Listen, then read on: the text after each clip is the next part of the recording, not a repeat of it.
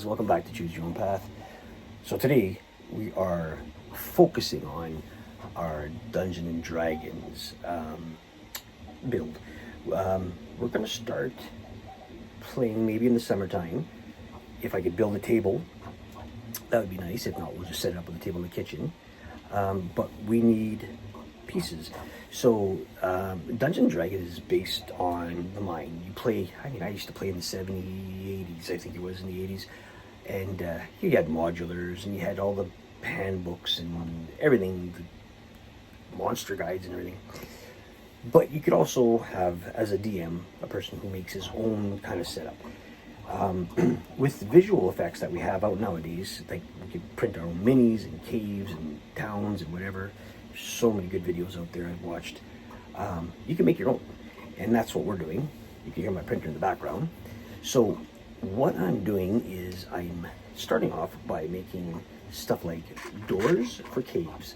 So these doors actually work where they have little pinholes in the bottom and the top, and you can have the door opening either, they can either swing inward or outward, whatever way you want, or left to the right, I guess, more like it.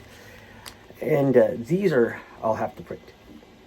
I could make them, but I like the look of these and they work perfectly. Now, when it comes up to walls, the thing about walls is if you're going to get something online, you can either pay or free items. It takes a lot of filament out of your printers. Like, just things like this takes quite a bit because it's pretty full. You could make them more hollow, whatever, not as solid, cheaper, whatever. But it's still a lot of work. And what I'd like to do is get them at least that high, which, is, if not a couple inches, we're going to go inches. This is about 1.5 inches tall. But also, I like them even taller, which I'll go 3 inches tall. So what I came up with, and I've seen, this is not my idea, it's what I came up with, as in, I've seen them, and I'm going to do stamping. Now, stamping consists of just taking your block, gluing it to a piece of wood, having 2 pieces, obviously. Now, you want to set them up so they are exactly the same, so that the brickage on one side is the same on the back side. I took my hot wire cutter, which is right behind us here, and I actually started stripping away at pieces that are the same thickness as this. So what are we looking at? We're looking at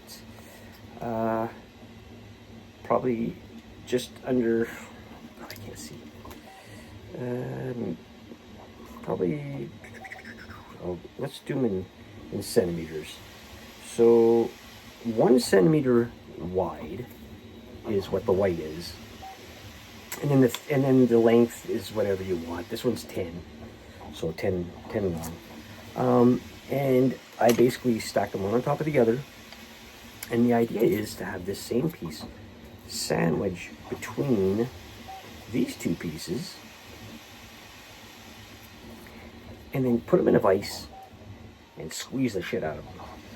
Now, what's going to happen is these are, now there's the inverted and unverted, whatever you want to call it. These stick out. So these will stick outwards. Now, when you press them into the styrofoam, what happens is, should I have that piece ready to show you guys? It's here somewhere. What happens is you will get, okay, here's the piece. Now, I don't know if you can see that very well. But you can see the lines. This is the piece that I took and squished together both sides. But now the bricks are on the inside. Kind of looks weird in that sense, I guess. But I mean, visually from a distance, you'd never notice it. But there's also, what we can do is we can take a tool and we can just push in the lines so that it will make it look like it's sticking out. A little bit more work, but the stamping part, instead of sitting there and taking a ruler and cutting it and breaking them, you want a nice brick. This is the way to go at it. So this is what they call stamping, where we can stamp the pieces together. And what we can do is we can do different sizes and lengths and whatever we want, and then we can make ourselves a dungeon. So this is step one of doing this, where I had to glue them together, print them, glue them together, let them dry, obviously. The only other problem is my vise is outside. Now either I bring it inside, or else I go out there and do it. Now it's still pretty damn cold out here in Canada. Not fun. So I will set this up and show you what it looks like when it's stamped properly. So I got the vise set up. Did it work? Damn right it did. There you go. Look at that. And let me show you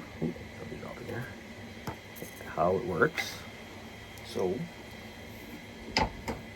like I said, I took both pieces and I put them in between,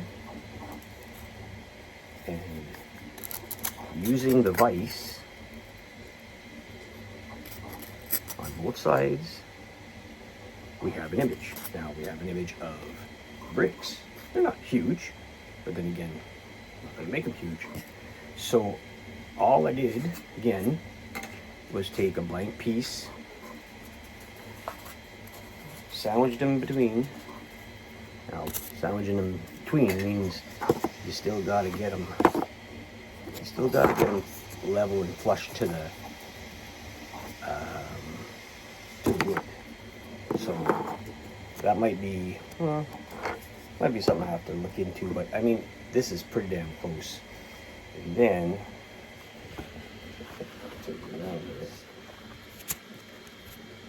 and all I'm going to do is I'm going to put them in pretty much in the middle.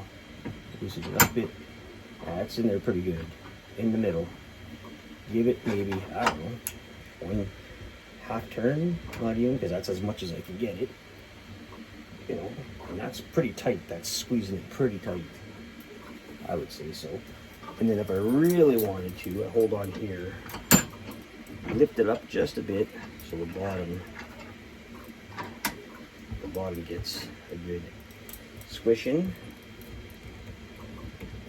And if you're really concerned, just turn it around and do the top. Give that a squish. You can see that it's like the mold is tight onto it, so you know it produced what it's supposed to do. So,